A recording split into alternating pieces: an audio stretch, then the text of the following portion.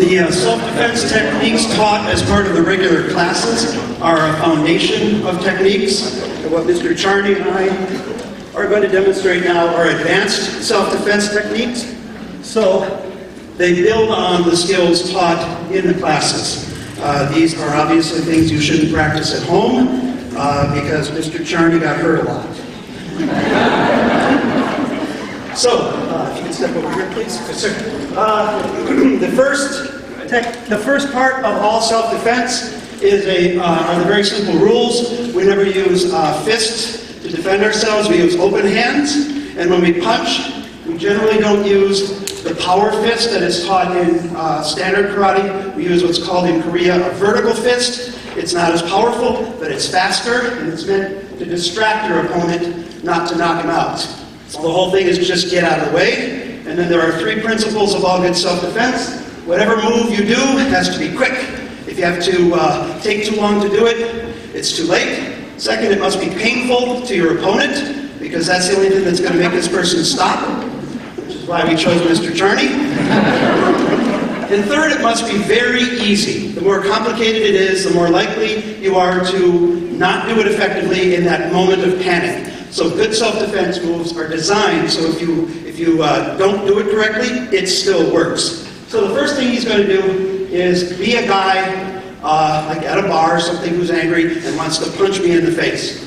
So go ahead and hit me in the face. Normally we do a block, hit the other hand, to stop here. That allows him to hit me again. So he just keeps coming at me. So instead now I slap it with an open hand. And I come in underneath, and I get his arm between his head and my arm. So this is a choke move, and we take him to the floor. Ready? So he hits me. Okay. Second move.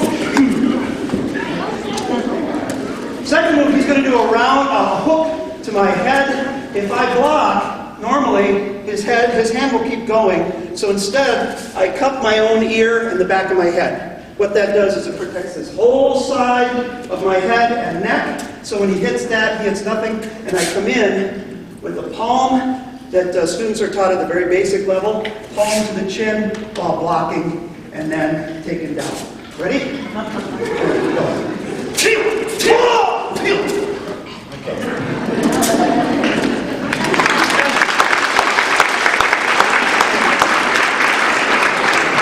One of the most common things people do when they're coming at you is a lapel grab.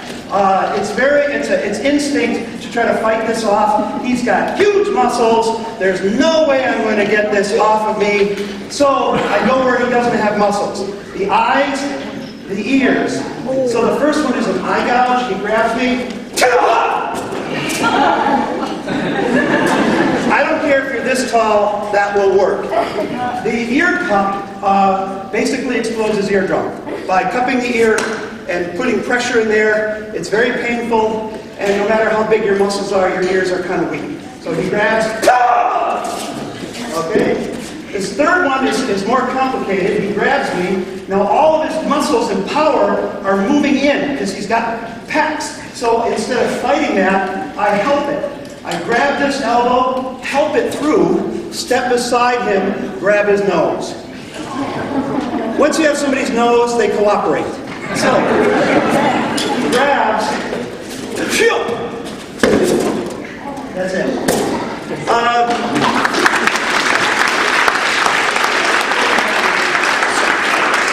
This is what happens a lot of time when somebody wants to drag you backwards and he's pulling, and usually if I want to fight him, that's my instinct is to go the opposite direction. He's stronger, he's bigger, it's not going to work. So I go in the direction he is going and then take him down. So we'll step this way, so you have pads underneath you. And he starts pulling, grab his hand, and I hit him in the groin, and then do an arm lock. So we'll do that next week.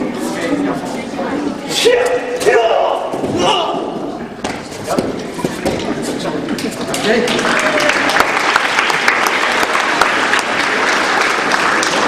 Another very mean thing people do are chokes. This is called a guillotine choke because he's got me like a guillotine moving up, and he's going to get my trachea, and that's the dangerous part. So I don't any move that involves a choke. First thing I do is get my chin into the crook of his elbow. If my chin goes there, he can't choke me. He can get around my neck, but that protects me. So it's a shift, groin strike, release, and down to the arm. I'm going to do that full speed. So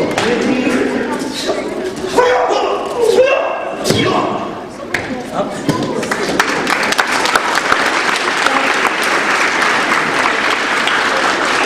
Now he's got me next to him this way. And if I try to fight all these muscles, I do the same thing. Get my chin into the crook of his elbow, reach forward, either forward or from behind. And that will make him let go.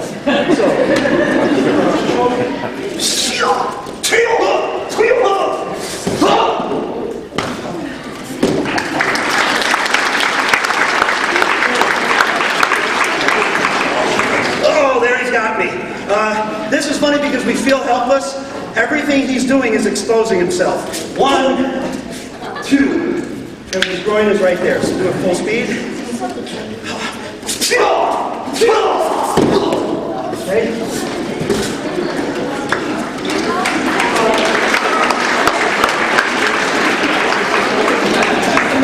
I'm not tired. How you doing? Okay. Full Nelson. So we're going to get here. Yes, sir. Full Nelson. The idea here is he wants to keep my head forward. That way I lose control. So we learn in Taekwondo the horse stance. This is where we use the horse stance.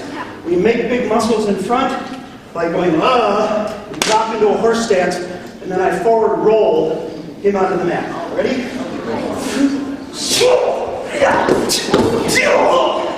And get it going. Always get it going.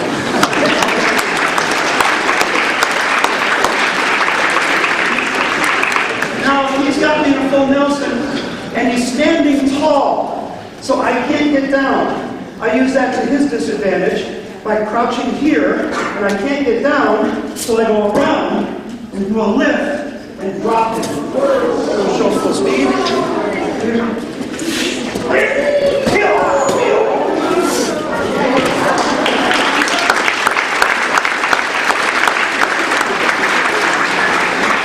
Same thing applies to this kind of a hold, which is called a chicken wing grasp, because he's got me in a chicken wing. Same thing here. In order to do this, he's got to stand tall, so I slip behind, and down he goes. Full speed.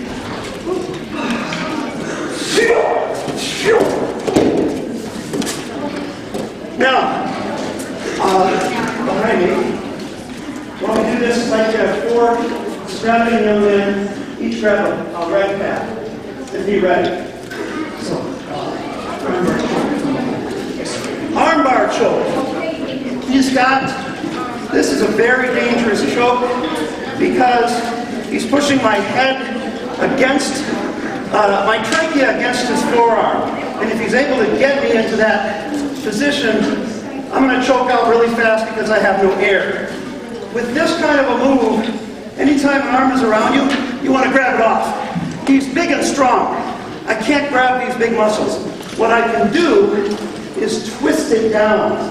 I'm not pulling him away, I'm simply twisting this wrist so it releases a little bit of pressure, and I can continue the move from there. So show it, back up, okay? Good, go. Good. Now, on the wall, right here. Pass. Stand right next to each other. Here. A wall of pass. Another common thing is an attacker, hold him up high, will get you against the wall, and he's got his arm against your throat, and he's either grabbing you or he's going to punch you. I keep my open hands here.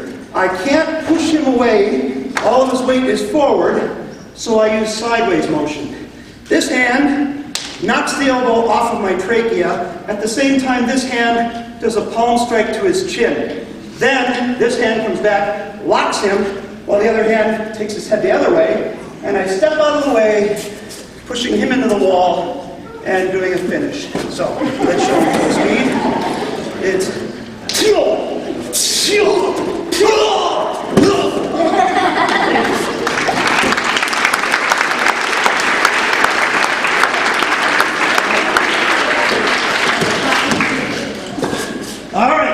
He's got all his weight and he's going to choke me. Let's turn this way so they can see.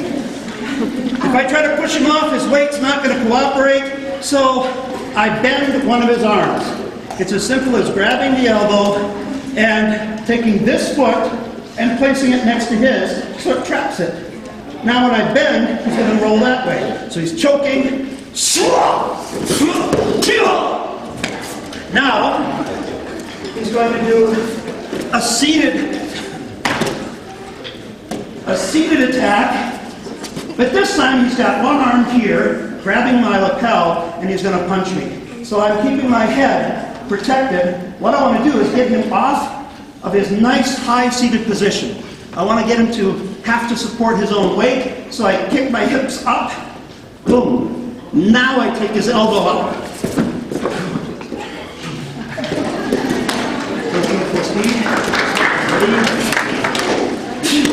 Keep going.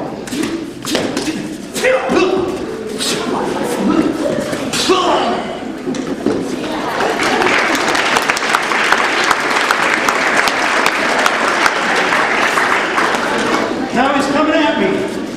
We act like a crab on the floor, keeping my feet right where he doesn't want them. When he gets close enough, I hook the foot, kick him in the knee. Yeah, always right. So let's show him his feet.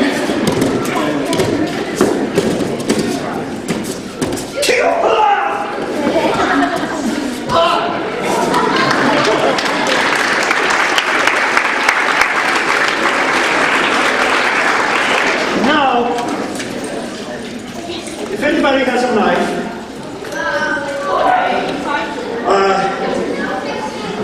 there's a phrase, and I don't know the Korean translation, but the English translation is, take my money. If they don't want your money, then you have to do this stuff. Anytime somebody approaches you with a weapon, give them what they want, go buy something new. So, okay. So, this is the time where a standard block is effective. And the reason in martial arts we are taught to block at an angle instead of straight is for this reason. All the power is lost. So I keep an angle here, vertical punch in here, and then keep the knife under control. Ready?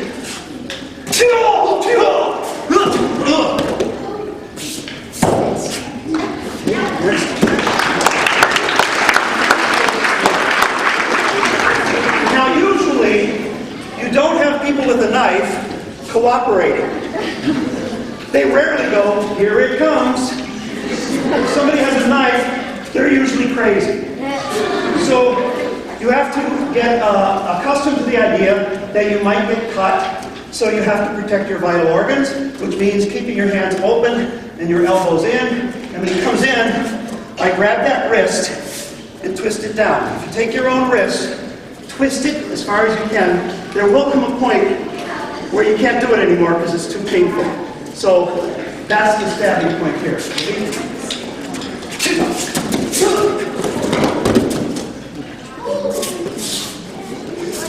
Full lunge. The next is a full lunge. It's coming at me all the way through. Down. Kill the groin. Down we go. So instead of opposing his motion, do it again, I accept it. I take it in and I help him keep going, kick him in the groin, drop him down.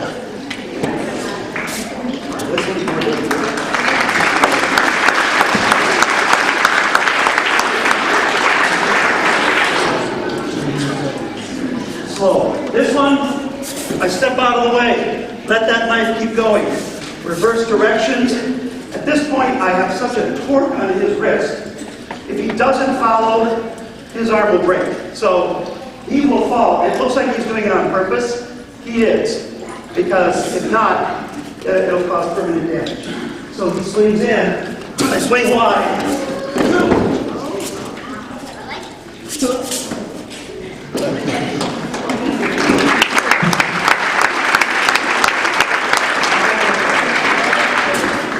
The knife to the throat. Same as the other bar. Choke. Twist the knife away. You don't pull at it, you twist it away. Here, you bend his arm stab him with his own knife. That is how the technique works. It's not pretty, but it gets you out of the trouble. Now here's the rule for any firearm. If you're under 18 and you see these anywhere, 3 things. Don't touch it, run away, tell an adult. Got the rules? If somebody has one of these, give them what they want. This is only for dire situations where they want your life. So, the first, to the side of the head. My goal is to get out of the path of the bullet if he fires, and at the same time taking the barrel in the opposite direction. So it's a push, snap to the face, release the weapon, he gives you his money. The 3 principles of self-defense: fast, easy, and painful. This one isn't necessarily painful, but it has to be done fast.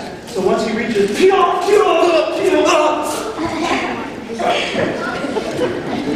forehead. Right here. A few things you can do. Let's turn so they can see with the other hand. Okay, so 1, get out of the path of the bullet by going down and pushing up. And then that releases him, exposes him for a counterattack. So it's here.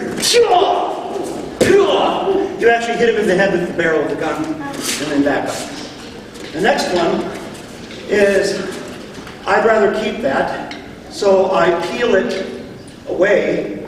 The reason he doesn't have his finger in the trigger compartment right now is that this move will break his finger if he's actually holding. So he's got his hand outside of the trigger compartment, so I can quickly take the gun. Now, if I don't want either one of us to have it, the final move today is nobody should be armed. Now he has to go for it. One more time. Walking along. No, don't go for it.